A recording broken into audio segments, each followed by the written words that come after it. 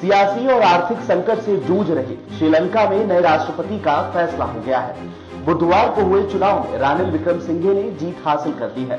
गौर करने वाली बात यह है कि देश के नागरिक पूर्व राष्ट्रपति गोटबाया राजपक्षे के अलावा विक्रमसिंघे का भी लगातार विरोध कर रहे थे। देश के राष्ट्रपति की गद्दी के लिए रानिल विक्रमसिंघे के अलावा डलास उल्हापेरुम्मा और वामपंथी जनता विमुक्ति पेरामुना यानी जेवीपी के नेता अनुराग कुमारा को मंगलवार को सांसदों ने राष्ट्रपति चुनाव के उम्मीदवारों के रूप में प्रस्तावित किया था। इसके बाद बुधवार को रानिल विक्रमसिंघे चुनाव जीत गए हैं और संसद ने उन्हें नया राष्ट्रपति नियुक्त कर दिया है।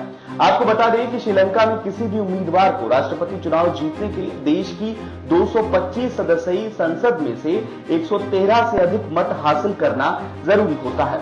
वहीं चुनाव में 82 मतों के साथ दूसरे नंबर पर उल्हापेरुम्मा रहे, जबकि दिसानायके को केवल 3 वोट मिले।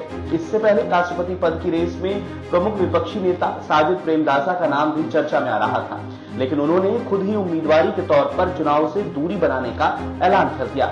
श्रीलंका को अंग्रेजों से आजादी मिलने के बाद 1949 में जन्मे विक्रमसिंघे 1977 में मात्र 28 वर्ष की उम्र में सांसद चुने गए थे। रानिल विश्वविद्यालय में पढ़ाई के दौरान यूनाइटेड नेशनल पार्टी की यूथ लीग में शामिल हो गए। 1993 में पहली बार पीएम बनने से पहले रानिल उप विदेश मंत्री, युवा और रोजगार मंत्री सहित कई और मंत्रालय संभाल चुके हैं। रानिल विक्रमसिंघे के लिए यहाँ सबसे बड़ी चुनौती होगी देश के हालातों को ठीक करना। वो तस्वीरें सभी को याद है जब श्रीलंका में राष्ट्रपति भवन और प्रधानमंत्री आवास पर प्रदर्शनकारियों ने कब्जा कर लिया था। आपको बता दें कि श्रीलंका में विदेशी मुद्रा भंडार की भारी कमी के चलते खाद्य उत्पादों, ईंधन और दवाओं जैसी जरूरी चीजों के आयात पर बुरा असर पड़ा है।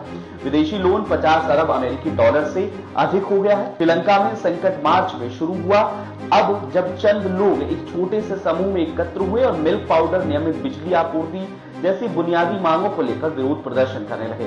रानिल विक्रमसिंघे के श्रीलंका के राष्ट्रपति बनने के साथ ही भारत से संबंधों की बात करें तो विक्रमसिंघे को दूरदृष्टि वाली नीतियों के साथ अर्थव्यवस्था संभालने वाले नेता के तौर पर जाना जाता है।